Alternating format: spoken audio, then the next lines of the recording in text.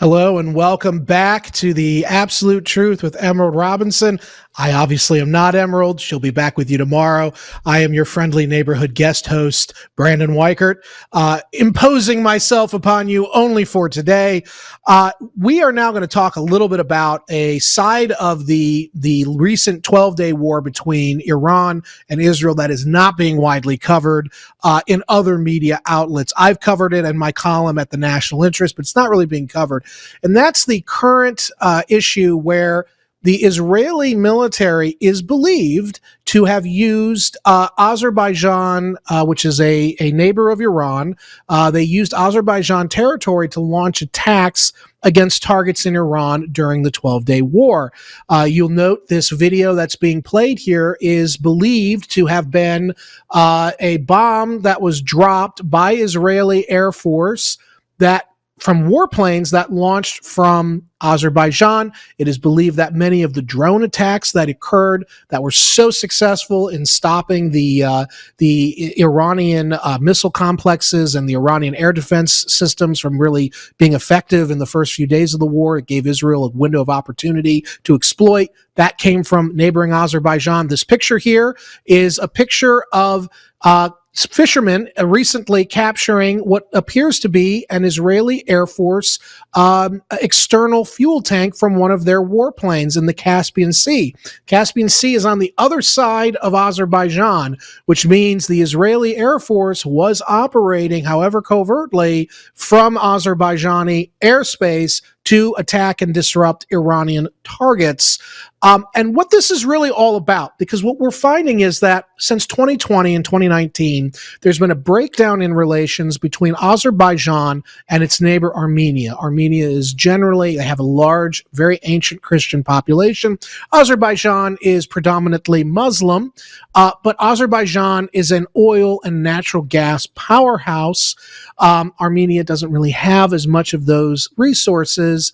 If you pull up the map for clip number 3, Greg, you'll see the Goicha-Zangezur corridor. And this is basically a pipeline competition that is erupting between the two proxies in what is the quasi-world war or great game for the dominance in the 21st century. And that proxy war is being fought predominantly between the U.S. and its partners, such as Israel and Turkey, oddly enough. Those are very strange bedfellows, especially if you saw that last segment with Colonel Manus. And they're trying to basically build a corridor of energy that will blockade Iran from being able to enjoy what are known as transit fees, because until recently, Azerbaijan has had to move their natural gas and oil through Iranian pipelines on their way to Turkey and Europe, which means they're paying the Iranians to use those systems. The Zangezur corridor is a plan by Washington and Israel and Turkey to allow for Azerbaijani energy to circumvent Iran significantly, which weakens the other side of the proxy war, Russia, Iran, China. So you have here playing out a very complex interplay. And I'm joined now by a former intelligence professional, a friend of mine, Lee Slusher. He's a geopolitical consultant as well.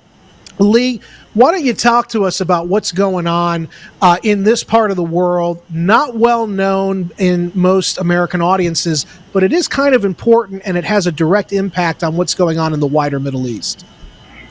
I think it's best to begin by zooming out a bit and looking at the international trade corridors and what will come of this new Silk Road, with China being the primary producer, goods needing to be shipped to Europe. The war in Ukraine has largely sidelined the northern corridor through Russia, and of course, there's no sign of a thaw in relations between the West and Russia. And the southern route, the ocean route, it takes longer, and also it's subject to interruptions like we see from the Houthis in the Red Sea and the Suez Canal. So there's this effort for a middle corridor, and it's gained steam significantly over the past 3 years, again, because of the problems with related to the Ukraine war. And so a portion of that would have to cross this Zangezur corridor that you just noted on the map. So this really is, in addition to all of the dynamics that are specific to the region, that there is this broader geopolitical significance. How do we get these goods from the producers in the East all the way out into Europe and beyond? And so here, the Zangezur corridor is a portion of that. Of course, we have to go back to 2020, to the Nagorno-Karabakh war. For decades leading up to that war, the Armenians, both in Armenia and the ethnic Armenians in Nagorno-Karabakh, had military overmatch. They very confidently controlled that terrain, and they could really put a stop to the ambitions of the Azeris. But with Turkey's help in that war and using a lot of lessons that Turkey refined both in Syria and in Libya, particularly with drone operations, Azerbaijan was able to flip that on its head. They completely changed the very long-standing military status quo in the region. And then, of course, there was another essentially 24-hour conflict in which Azerbaijan essentially took control of Nagorno-Karabakh. And now there's this relatively narrow strip of land that would link the main portion of Azerbaijan to its exclave Nakhchivan to the southwest. So this broader fight over who gets to control the Silk Road and kind of where it goes. Now, it's also important to note that beyond the South Caucasus, so for example, this middle corridor, it would split in Georgia. A portion of it would go south overland through Turkey. Another portion would cross the Black Sea. Of course, it's kind of planned to go through Odessa, in Ukraine, but we'll see how that works out with the end of the Ukraine war. And the other potential port is Constanta in Romania, which by no coincidence is home to what will become the largest NATO military base in Europe. So this is a return, as you noted, this is classic geopolitics of the sort we saw to a much, much lesser extent during this brief period of U.S. Global hegemony. So now we have kind of powers fighting over or competing, hopefully not fighting over the region, but certainly competing for it, because the South Caucasus, like the Balkans, like Central Asia, it's a crossroads. And it's a crossroads that offers more efficient shipping, although shipping there would cross many land borders. But so that's kind of the broader picture. It's not just there are dynamics in the region between neighbors, between Armenia and Turkey and Azerbaijan and Iran, and of course Russia, which has its 102nd military base located in Armenia, and it has land, air, and air defense assets. So all of there are great powers in the region and other powers in the region that have interest here, but then there's also that bigger geopolitical picture. So each side there is going to get backing and support to various degrees from countries that aren't specifically present in the region.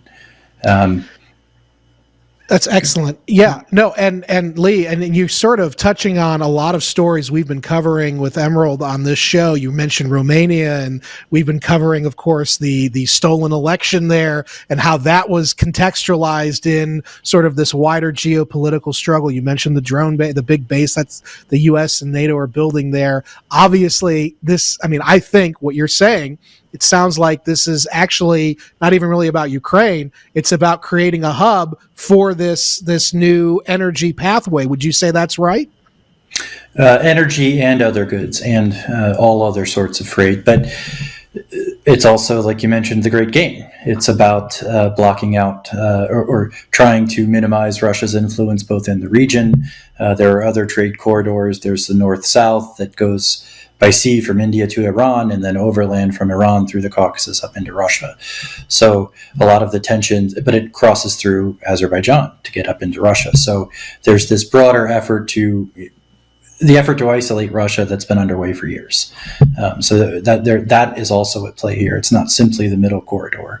This, like I mentioned, being a critical crossroads between Europe, the Middle East, and the rest of Asia. It's just one of the most complicated places around. So, do you think, and forgive my naivete, do you think that President Trump is aware of this complexity, or his advisors kind of walking him through this? Is this why he seems to be? I mean, in the first segment of the show, I gave a commentary about how he seemed to be backtracking on his promise to make peace in Ukraine. Is this the real reason why the White House is suddenly reversing course? Is it because they're realizing they need to somehow gain an advantage in this great game? Do you think that might be at play? I assume the White House is well aware of this because the president's envoy to the region recently asked if the U.S. could get a 100-year lease on the Zangezur corridor, and it would then kind of mediate and keep the peace and allow goods to flow through. So I think they're well aware. Is this America first? You don't have to answer that. But my other question is then. Given the two sides, it seems to be sort of a proxy between U.S. and the West and Israel versus Russia, China, Iran nominally. Which side do you think has the upper hand right now in this proxy conflict? Well, I think it's what the U.S. would call this new axis: Russia, China, Iran, to a lesser extent, North Korea. It has to do with the ability of the U.S. and its allies or vassals, depending on your perspective. It has to do with their ability to exert their will.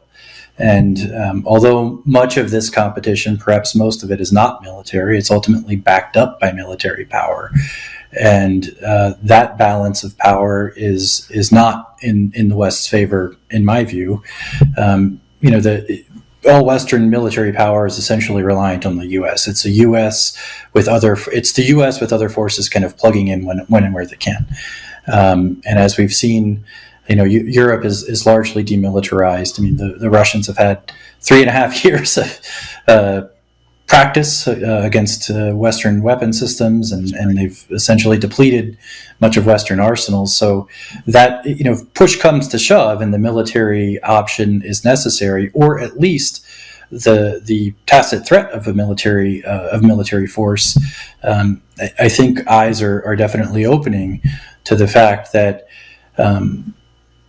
the ability of the U.S.-led coalition to project power is simply not what it was. It's not 1991, and it's not 2003 either. And the reason I say I think they have the other hand is because there's this misconception that the gold standard of military power is global power projection, whereas I'd argue it's the ability of a country to defend itself from all threats and to defend its allies in the same way. And Russia, China, Iran, they've all, to varying degrees, but in particular Russia and China, have very correctly identified the asymmetries between their forces and those of the West. And they've built anti-access area denial capabilities. They did not extinguish or offshore their industry, and in particular their defense industry. So they have their militaries are essentially designed strictly to protect their country. So on the one hand, you have this Western expeditionary capability trying to go up against very modern, very advanced militaries in most cases that understand how to defend their own territory. So that's why I would say I think the other side, so to speak, has the upper hand, at least regionally. And then this is our last 30 seconds. I've been advocating, as you know, for increasing, focus on Western hemispheric defense above all else, maintaining our neighborhood, which we've allowed to be penetrated by everybody. Would you say that's the best way out of this problem set? Instead of focusing on these corridors and distant parts of the world, maybe we should start to retrench a little bit. Do you think that's the solution here, or is there something else? I think the ideal situation is some kind of grand bargain, and that would involve primarily three countries, the U.S., China, and Russia. I mean, there would be others involved kind of in an ancillary way, but those three. I don't expect that to happen, but I think that for the world would be certainly the best outcome. And That's I agree. that's how I see it. And in my final note, I'll say, Randall Schweller has done Herculean work, yeoman's work on the tripolar politics, and him and Richard Roscrans have all found that tripolar orders of the kind you're talking about, China, Russia, the United States, they tend to devolve into world war. So let us hope we can avoid that and get that grand bargain. Lee, it's great to see you again. Thanks for coming back on. This has been very informative.